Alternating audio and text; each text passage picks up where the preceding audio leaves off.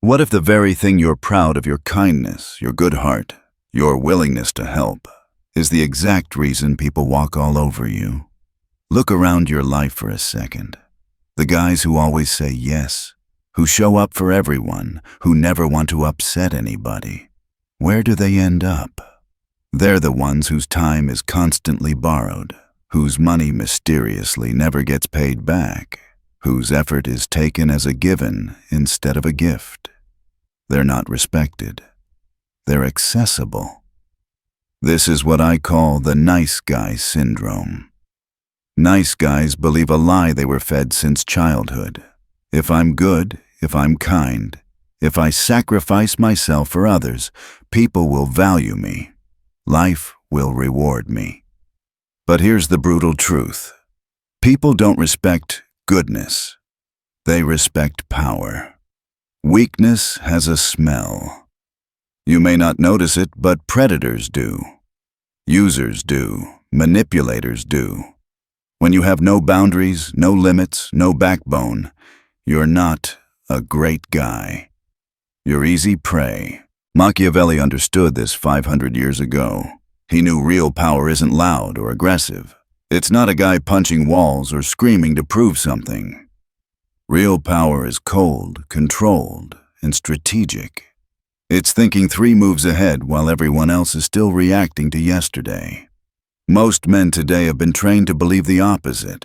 They've been told that being soft means being good, that self-sacrifice is noble, that letting people use you makes you kind. So they become emotional punching bags, free therapists, walking wallets, unpaid assistants, and then wonder why no one takes them seriously. Here's what almost nobody tells you. People see kindness as opportunity. They see your good nature and think, how far can I go with this guy? Not because they're all evil, but because human nature is self-interested. If you give blindly, without self-respect, you don't become an angel. You become a resource. By the end of this video, you're going to learn how to flip that. You'll learn how to control your image instead of leaving it to chance, how to manage your emotions instead of being hijacked by them, and how to build a presence that makes people think twice before they ever try you. You'll understand why being too good is actually a form of weakness, and how to become strategic instead of submissive. And once you taste what real respect feels like, you'll never want to go back to being everybody's nice guy again. Before we go deeper, I want you to lock this in. Type this affirmation in the comments right now. I refuse to be weak. I choose power and control, because this is the moment you stop being a volunteer victim.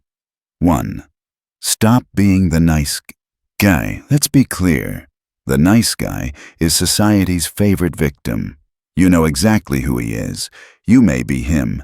He's the guy who lends money and feels guilty asking for it back, covers for his lazy friends at work so they don't get in trouble, stays late while everyone else goes home, always says, no worries, it's fine, even when it's not. He thinks he's being a good man. In reality, he's being careless with his own value, because people don't respect nice guys. They use them.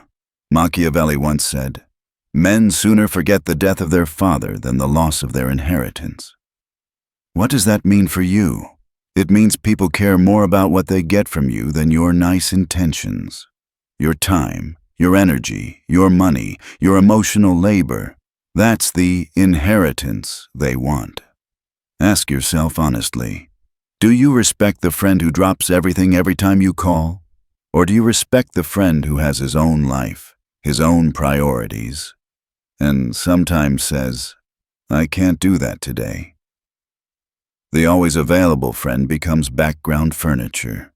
You stop appreciating him because you know he'll always be there. There's no cost, no scarcity, no weight, but the friend with standards. When he helps you, it actually means something, because you know he chose to help you, not because he was scared to say no, but because he decided you were worth the effort. People respect standards. People respect boundaries. People respect those who clearly value their own time. Nobody respects a doormat. When you're always nice, always available, always accommodating, you're sending one loud message to the world: I don't value myself. And if you don't value yourself, why would anyone else? Users and manipulators can spot a nice guy from across a room. They see someone who will say yes when he wants to say no, will give when he should keep, will sacrifice himself to avoid conflict. Once they identify you as that man, you become their go-to. Need a favor? Call him. Need a ride? Ask him. Need emotional support at 2 a.m.? He'll answer. And you think this is kindness. They think this is free access. So, what's the solution? You don't stop helping people. You stop helping mindlessly. You stop being nice. You start being strategic. Help when it aligns with your values. It serves your long-term goals. It doesn't cost you your self-respect. Say no when it drains you for nothing. It rewards someone's laziness. It crosses your boundaries. This doesn't make you selfish. Selfish people take care of themselves at everyone else's expense. Strategic people take care of themselves so they can operate from a position of strength. When you raise your standards, people feel it. They stop making casual demands. They think before they ask you for something. They adjust their tone when they talk to you. Nice guys get used. Strategic men get respected. 2. Learn strategic ruthlessness. Being good isn't enough. In fact, it's often the reason good men are crushed by life. You must learn how not to be good when the situation demands it. That's the difference between being noble and being naive. Most men hesitate here. They hear the word ruthless and think cruel, heartless, or evil. But strategic ruthlessness isn't about being cruel. It's about protecting what's yours. It's about understanding that not everyone deserves your mercy. When someone disrespects you, your instinct might be to smooth things over, to stay calm, to take the high road. But that instinct, that endless understanding, that fear of conflict is exactly what manipulative people rely on. They know you'll absorb their disrespect just to avoid confrontation. They know you'll choose peace over self-respect. And so, they test your boundaries again and again, until you stop being a person in their eyes and start being a sponge for their behavior. Machiavelli said, "A prince must learn how not to be good." He wasn't telling rulers to become monsters. He was warning them that goodness, when used blindly, becomes a liability. Because if you can't say no, if you can't walk away, if you can't punish betrayal or disrespect, you're not virtuous, you're harmless. Strategic ruthlessness means having the courage to make difficult decisions that protect your interests and command respect. It means cutting people off when they show you who they really are. It means not giving endless second chances to those who clearly don't deserve them. If someone borrows money and doesn't pay you back, the nice guy says, "It's fine." The strategic man remembers. He adjusts his relationship accordingly. If someone repeatedly cancels plans at the last minute, the nice guy keeps trying. The strategic man stops offering his time. If someone disrespects you in public, the nice guy laughs it off to avoid tension. The strategic man goes silent, looks them in the eye, and lets that discomfort hang in the air, a warning without words. This isn't revenge. It's consequence. And consequences teach people what your boundaries truly mean. Because here's the truth. People only treat you as badly as you allow them to. Most are used to dealing with men who can't stand up for themselves. The nice guys who will take any insult and still try to please. But when you show that you can be ruthless, calm, quiet, decisive ruthlessness, everything changes. They start to think before they speak. They start to measure how far they can push. And they realize maybe for the first time, that with you, there is a line. Strategic ruthlessness isn't about punishing everyone. It's about selective enforcement. You don't need to be hard with everyone about everything. But when someone proves they don't respect you, you respond firmly once and you mean it. That moment defines how they treat you forever. It's the same principle leaders, kings, and CEOs have always used. Mercy means nothing without the power to enforce it. Boundaries mean nothing without the courage to defend them. So stop mistaking niceness for morality. The world doesn't respect endless forgiveness. It respects standards. 3. Master discipline and emotional control. Your emotions are weapons, and if you don't control them, others will. Every time you react instead of respond, you give someone your power. Every time you let anger, jealousy, or anxiety make your decisions, you show people exactly how to manipulate you. The person who can stay calm while everyone else loses control has a massive advantage. Think about it. In chaos, emotion-driven people panic. They argue, they beg, they make promises they'll regret later. But the man who stays still, who thinks, breathes, and waits, wins every time. Emotional control doesn't mean suppressing your feelings or pretending you don't care. It means learning to pause before you act. When someone insults you, the weak reaction is to defend yourself or to fight back immediately. The powerful reaction is silence, a measured stare, a calm indifference that says, "You can't touch me." When someone pressures you into a decision, the weak impulse is to comply quickly, just to end the discomfort. The powerful response is, "I'll think about it." Then actually take your time.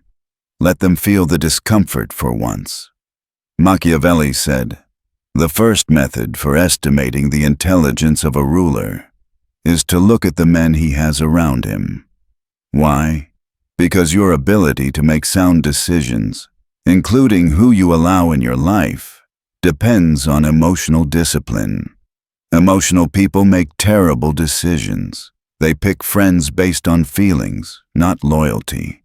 They jump at opportunities because they feel exciting, not because they're strategic. They destroy alliances because they can't control their pride. Strategic people, on the other hand, calculate. They choose relationships based on mutual benefit and respect. They evaluate opportunities for long-term value. They pick battles that matter, and when they fight to win. This is what makes you dependable, respected, and dangerous in the best way possible. Because people can trust a man who doesn't crumble under pressure. And make no mistake, emotional control is a form of strength most men never develop. It's what separates kings from servants. Here's how to practice it. Start small. When someone cuts in line, don't react. When you get criticized unfairly, breathe before responding. When something goes wrong, pause, let your rational mind take over before your emotions decide your next move. Because the man who can't control his emotions will always be controlled by someone who can. Real power isn't loud. It's quiet.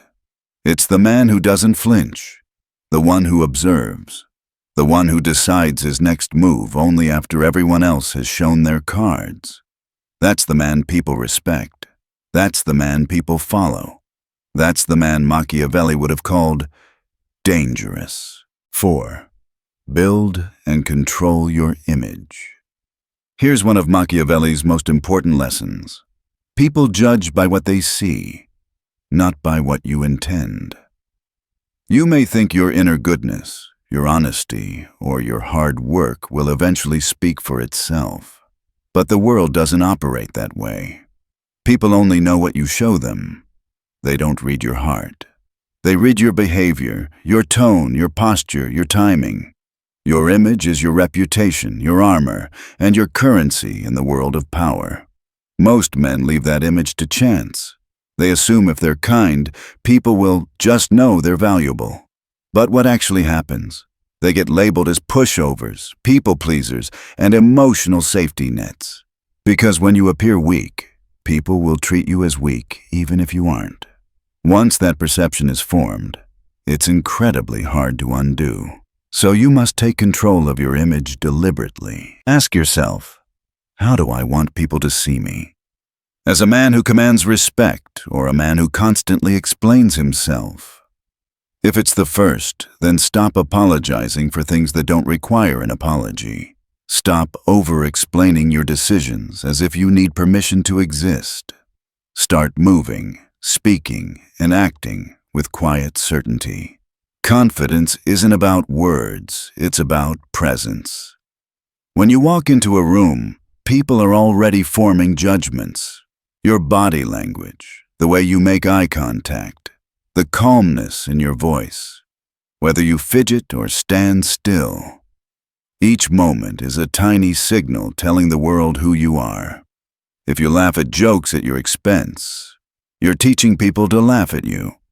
If you break eye contact when challenged, you're teaching them you can be pushed. If you constantly cancel your own priorities to help others, you're teaching them that their time matters more than yours. Every action sends a message. Every message builds or destroys your image. There's no neutral. Either you are building an image of strength, or you're reinforcing an image of weakness. You want to be perceived as valuable? Then act like your time has value. Be selective about who gets it. You want to be perceived as strong? Then stop avoiding conflict when your boundaries are crossed. Address it directly, calmly, and once. You want to be respected? Then stop explaining, defending, or justifying yourself to people who have already decided not to respect you. As Machiavelli said, everyone sees what you appear to be. Few experience what you really are. So appear as someone who commands attention. Appear as someone who decides, not someone who begs. Remember, perception shapes reality. When people see you as confident, disciplined, and controlled, they treat you that way. That, in turn, reinforces your own self-image. Weak men think image doesn't matter.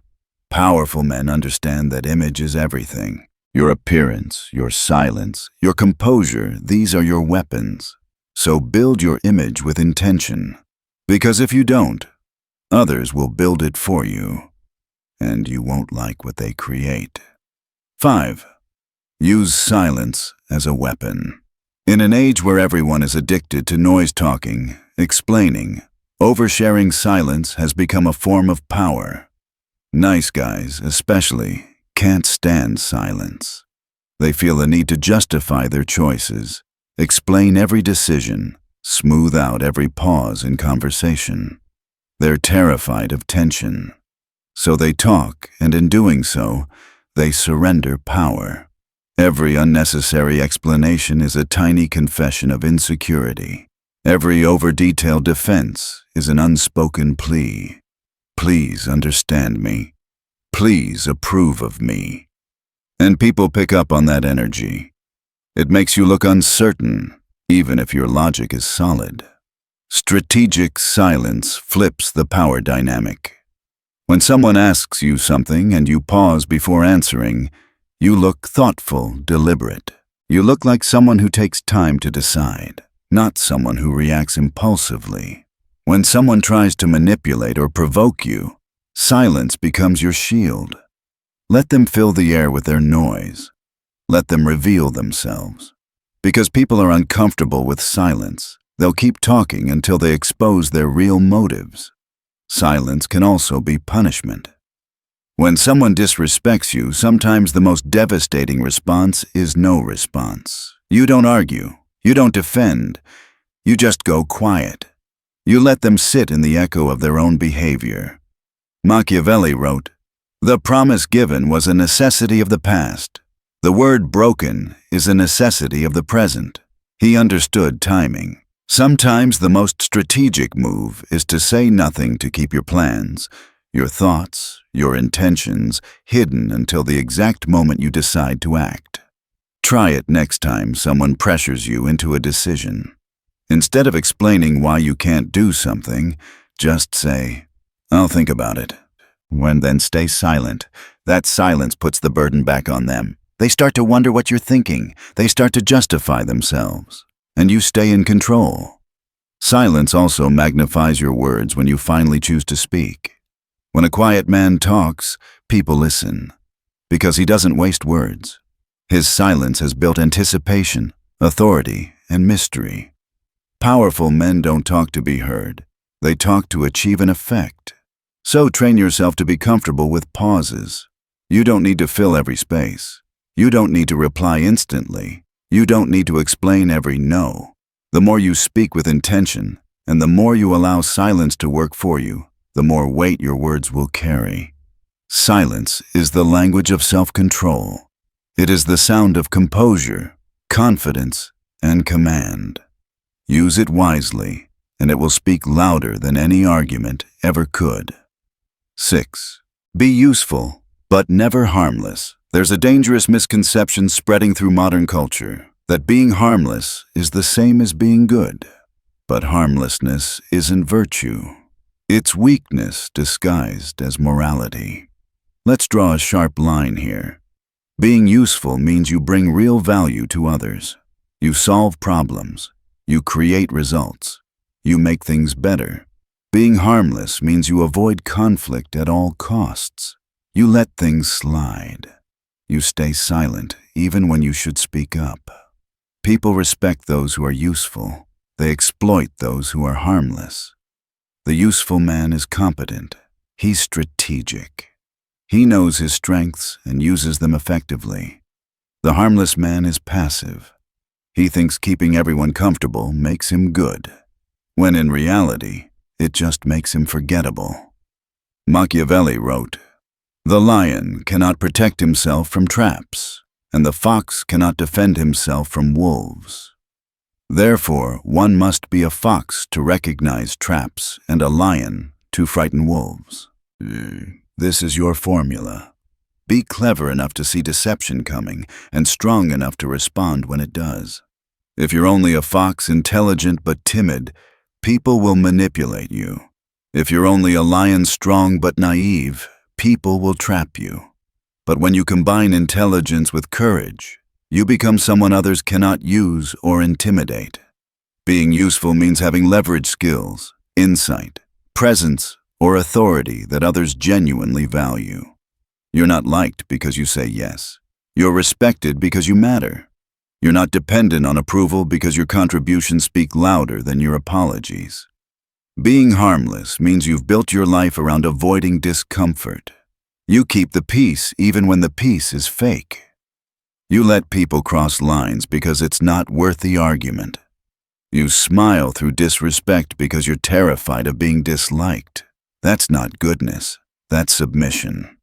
When you see injustice but stay silent, that's being harmless, not moral. When someone uses you and you say nothing, that's being harmless, not kind. When you allow laziness, disrespect, or incompetence because you want to seem easygoing, that's being harmless, not understanding. Good men with strength protect order. Harmless men enable chaos. People don't trust harmless men because they can't rely on them when things get serious. When the situation turns dark, the harmless man disappears. He has no edge, no fire, no courage.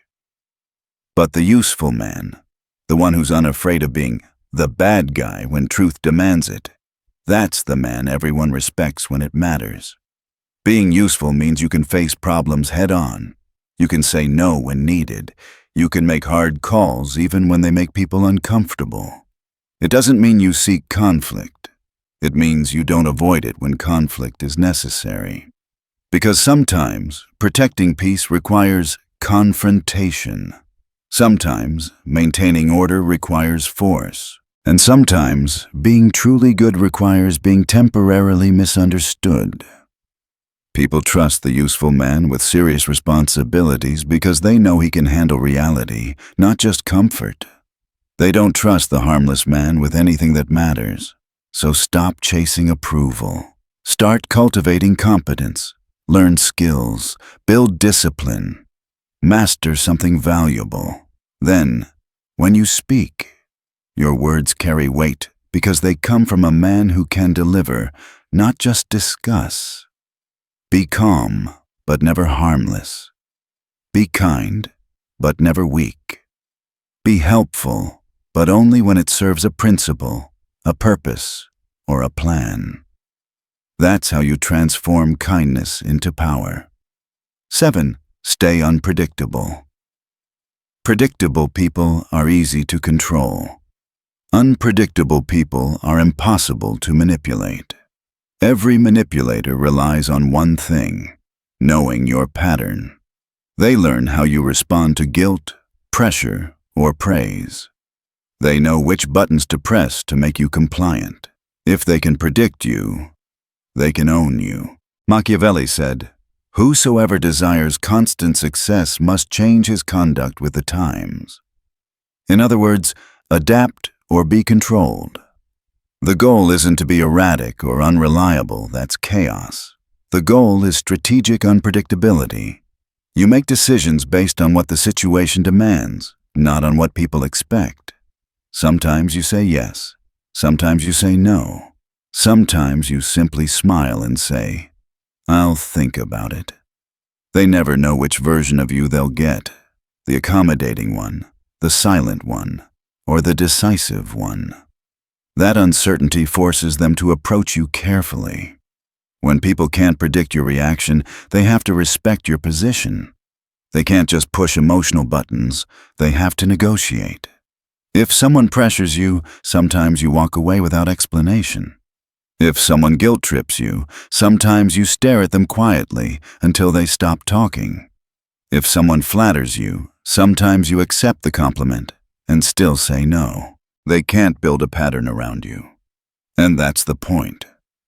Unpredictability also strengthens your positive responses. When people know you could say no, your yes means more. When they know you don't tolerate disrespect, your friendship feels valuable. Predictable men become tools. Unpredictable men become forces. To master this, develop the habit of pausing before responding. Don't default to yes. Don't default to no. Ask yourself, what serves my goals best here? And act based on strategy, not emotion.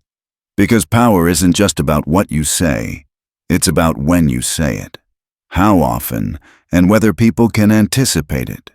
Predictability equals control, but their control over you. Unpredictability equals freedom, your control over them. The world doesn't reward men who always do the right thing. It rewards men who do the smart thing. And the smart man knows, if people can predict your behavior, they can plan their manipulation in advance. If they can't predict you, they have to respect you. So, be a mystery. Be composed. Be unreadable. Let others guess your next move while you calmly make it.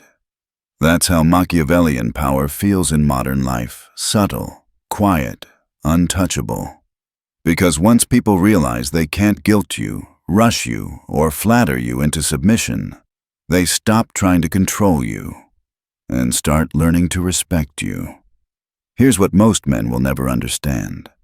The world does not reward goodness. It rewards power.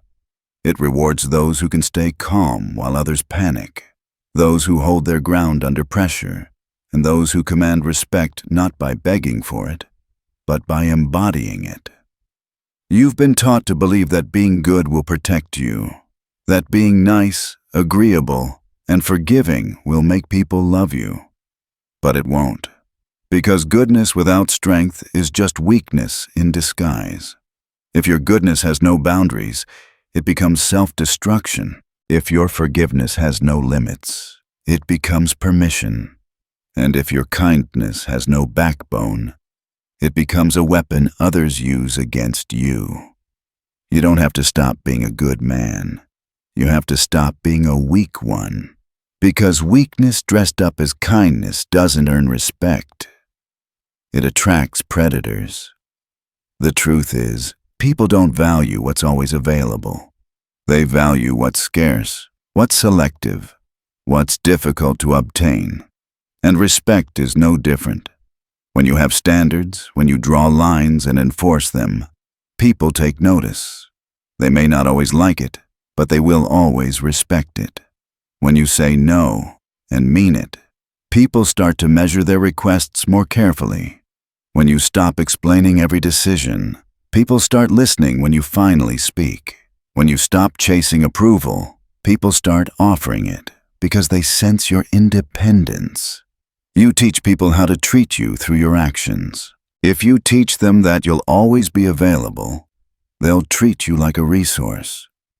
If you teach them that you'll tolerate disrespect, they'll test how much you'll take. If you teach them that you'll give without limits, they'll take without guilt. But when you shift your energy, when you start protecting your time, your peace, your emotions, the dynamic changes. People start adjusting to you. They start choosing their words more carefully. They start realizing that your respect has to be earned, not assumed. This is the quiet evolution of a man who stops being a pleaser and starts being a force. Because real power isn't about domination or aggression. It's not about raising your voice or intimidating others. It's about control. Control of yourself, your reactions, your emotions, your image. It's the ability to walk away when something doesn't serve you. It's the strength to hold silence when everyone else needs validation. It's the composure to make decisions based on logic, not on approval. And once you experience that control, once you feel how respect replaces pity, how boundaries replace exhaustion, you'll never go back. The world doesn't remember the man who tries to please everyone. It remembers the man who stood firm, who moved with intention, who commanded respect through calm confidence. So make this your code. Be useful, but never harmless. Be kind, but never soft. Be calm, but never passive. Be respected, not liked. Let others chase comfort. You chase control. Because when you control yourself, you control your destiny. And when you master your emotions, your image, and your standards, people stop testing you and start fearing disappointing you. That is the transformation of a man from nice to powerful. From being taken for granted to being taken seriously. From being ignored to being remembered. So, from this moment on, stop living for approval and start living with purpose. Stop reacting to life and start designing it. Remember, men who stay weak will always be ruled. Men who choose power will never be forgotten. Now type it in the comments and make it real. I refuse to be weak. I choose power and control.